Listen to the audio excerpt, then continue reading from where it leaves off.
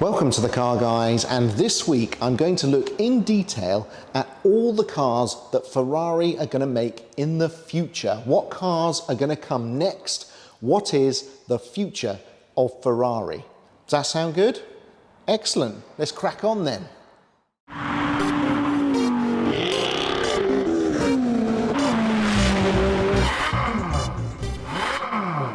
We've all just had the announcement of the new V6 hybrid platform for Ferrari, and it's all very exciting. And it coincides exactly with this week's episode, which is a detailed look at Ferrari's new cars. All the incoming models, lots of rumour and speculation, and of course, some secrets. Now, I've always been a Ferrari man. It's a brand and a racing team that I've been obsessed with since childhood.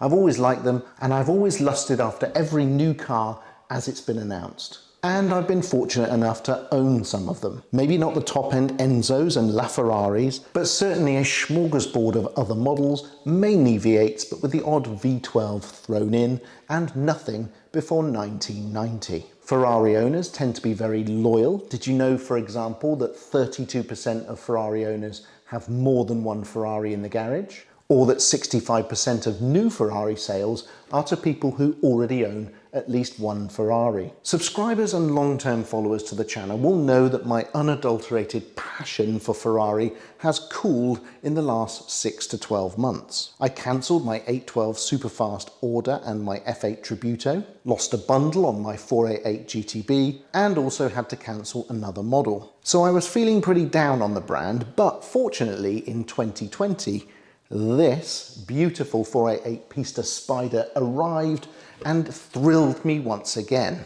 But these are interesting and exceptional times for all supercar manufacturers. The political and public persecution of small volume car makers with ignorant broad brush legislation threatens to destroy many of the things we most value about these types of cars. And you know what? Forcing a company like Ferrari to adopt electric cars is pointless and will do absolutely nothing to save the planet. Number one, it only makes 10,000 cars a year, a tiny fraction of the whole. And number two, those cars are not driven that much. Annual mileages tend to be pretty low. In my opinion, it is mindless and moronic to force Ferrari and other small volume supercar manufacturers to adhere to EV regulation. To put it into perspective, one cruise liner produces 10,000 times more greenhouse gases than the entire year's output of Ferrari. And when was the last time you heard the government talking about restricting cruise liners, eh? In many ways, I'm looking forward to investigating the future of Ferrari because it's going to answer for me a question that I've been thinking about for quite a while. Will I ever buy a new Ferrari again? Or is it just going to be pre-owned or classics for the Car Guys garage? So to answer that question, I'm here at First Choice Detailing in one of their detailing bays. The car's been completely cleaned and pristine for your viewing pleasure, and hopefully I'm going to answer that very question. So in this week's episode, we're going to look at what cars are in Ferrari's current range, what cars are coming in the future, and what's happening to the market and its customers. Now, as you can see, Ferrari itself splits its models into 4 different categories. In the Sports series, we've got the V8 hybrid SF90 Stradale and SF90 Spider.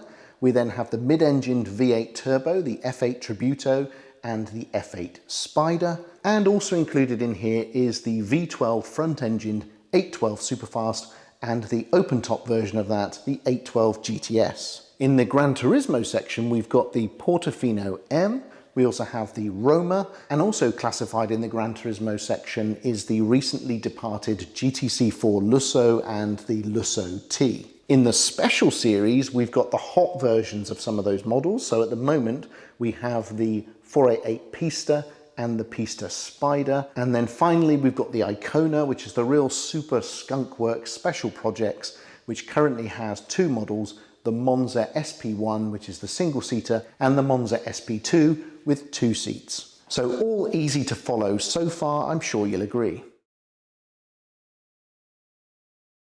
But now let's look through our crystal ball and gaze at the cars in the near and medium-term future for Ferrari, starting with two models that we've just found out about. First up, we have the newly announced 812 Competizione and Competizione Aperta, the hot versions of the 812 Superfast and GTS. Funnily enough, when I started researching this episode, these were not yet announced, but now they're common knowledge. The V12 Competiziones are the range toppers. They are the most exciting cars that Ferrari has announced recently, and there are of course rumours, as there always is, that this will be the last example of the naturally aspirated V12, but then Ferrari has said that quite a few times in the past. Next up, we've got the car that was announced yesterday. That's right, just as I was putting this episode to bed, Ferrari, of course, decided to announce a new model, and this is it. It is the Ferrari 296 GTB, and it is a 3-litre V6 powered hybrid boasting over 800 brake horsepower, the first V6 Ferrari since the 246 SP in 1961. What I initially thought was going to be the F8 Tributo replacement, but it will actually sit alongside. This powertrain will of course replace all of the current V8 models, but for now it's available just in this brand new car. Isn't it fantastic looking? I am genuinely excited about this. Now I know it's a hybrid and I know it's a V6, so I shouldn't be excited about it, but I don't know. It just looks like a baby rear-wheel drive only SF90, and that sounds like a pretty sweet deal to me. If it packs the punch of the SF90 but with less weight and similar handling characteristics, this will be a stunning car. So those are the two new Ferraris that have been announced and we know a bit more about, not everything but a bit more. Now let's look fully into the crystal ball and see what's further out. First of all, we've got the hot versions of the F8 Tributo and the F8 Spider. Now this may be impacted by the arrival of the brand new V6 car. However, I still believe that Ferrari will probably stick to its proven formula of doing a hot version of pretty much everything that they have in the range. So even though the F8 Tributo and Spider have not been out that long, I would still expect there to be a hot version speciale of those cars. The big difference, I think, with the F8 Tributo and Spider is that I do not think it will be anything like as popular as the Pista, the previous generation. I think people have pretty much had their fill of this mid-engined V8 platform, and I think a lot of people got the Pistas and now are moving out of them. I'm not sure they're going to be seduced to having a hot version of the F8. I could be wrong, but I don't think they will. But what we have to remember is that the F8 Tributo is the last swan song of that V8 engine. So I guess it would be a bit of a shame if they didn't go out on a big high with some super special model to celebrate that. Now, what about this one, eh? I bet you didn't expect this one. The smart money is on a modern day tribute to the F40. That's right, the next Icona car is hotly rumoured to be an F40 tribute, and oh my god, what a prospect that would be. The downside is you've got to have bought the first Icona car to be invited to buy this one. Ferrari has stated that there will be multiple Icona models being launched over a period of 2 to 3 years each, and we've already seen the Monza and the world has been wowed by that car. When the Icona division was unveiled to a small select group of super VIP Ferrari owners, it was always the intention to produce multiple models, and at the time the rumours were that they would start with the Monza, then there would be an F40, and then possibly the third car might be a manual gearbox 250 GTO Tribute.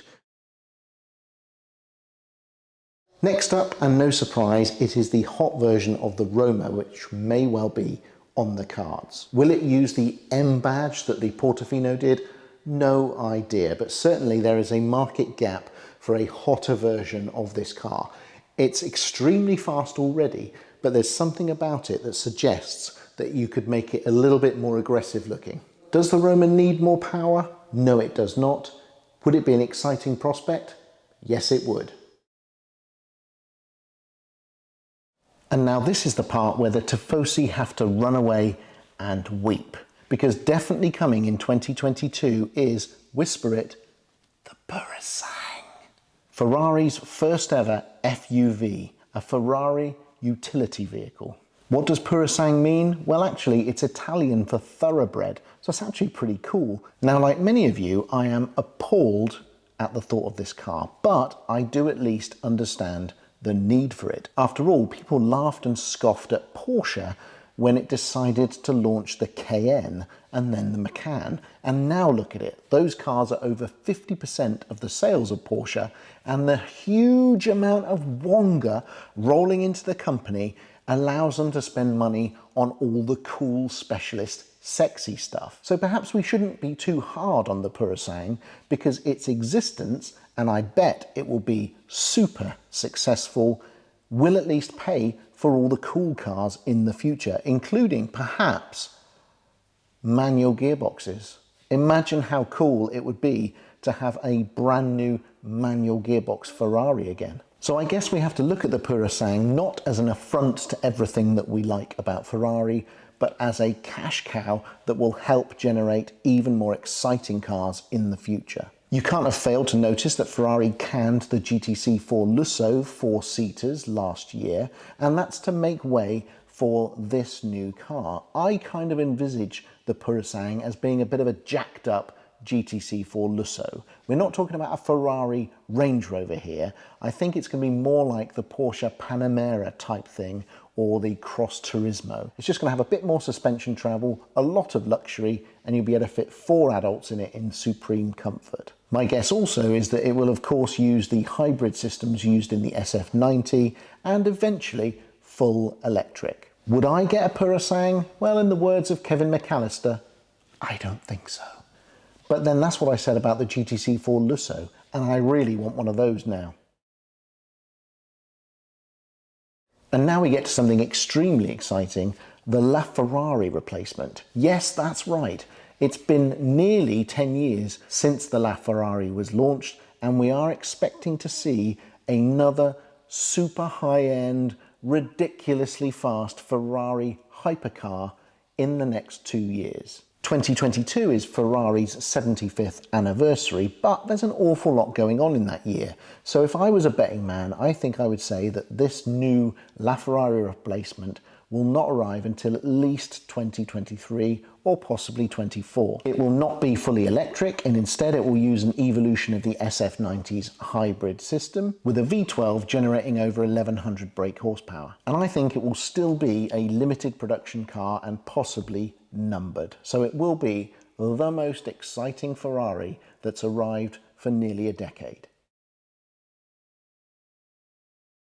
So far, so good. A constant supply of new and exciting Ferraris, a growing number of millionaires and billionaires all around the world to buy them, and strong demand from emerging markets like China and Asia, and to some extent the Americas. With a 25% market share in the top 22 countries, Ferrari has consistently performed better, even in tough economic times, than any other luxury performance brand. What could possibly go wrong? Well, modern Ferraris, as all cars, are being forced down a route of lower emissions and onwards to misplaced electrification. Historically, Ferrari's less than 10,000 unit production has meant that it has a small volume exemption, an SVM, meaning less stringent emissions regulations. But as production increases, the SVM evaporates, and the Ferraris we know and love are changing and in some cases disappearing altogether. We've already seen particulate filters, turbos and hybridization robbing modern Ferraris of some of that magical noise. And pretty soon the magnificent V12 engine itself may stop production and be wholly hybridized, as it is with the SF90's V8. A few years ago, the possibility of a fully electric Ferrari would have been the stuff of a madman's dreams. It was never a possibility, and it was never going to happen. In fact, as recently as November 2020, outgoing CEO Louis Camilleri said that he didn't envisage Ferrari going full electric in his lifetime. But given that he had to leave the company soon after due to ill health, this may actually turn out to be a dark joke from Camilleri. Because at the recent AGM, new CEO John Elkann announced that in fact there would be a brand new all-electric Ferrari launched in 2025. This creates some real problems for Ferrari, not least the Ferrari sound. which is a bit like the Detroit sound, but a bit louder and more shrieky. The way a Ferrari sounds is sometimes as important, if not more so, than the way it handles and how fast it goes. And the march of electricity will rob all of us of the soundtrack of these wonderful cars. Yes, the sound could be synthesized, but honestly, who wants that?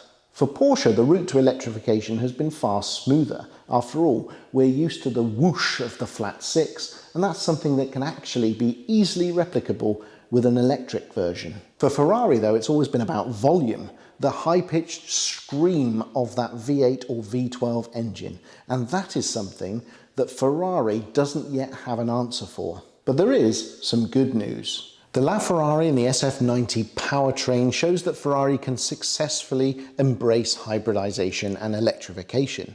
These are bonkers fast technological marvels that bring F1 gizmos to the road, and no one can really argue that they aren't proper Ferraris. At some point I will get to drive an SF90 and I'll let you know exactly what it's like, but I'm only allowed to do this once all the other journalists have had a go.